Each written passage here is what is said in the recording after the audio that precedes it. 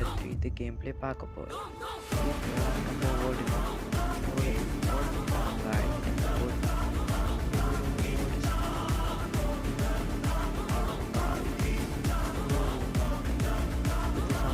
வந்துருக்குது பேருக்கு பாஸ்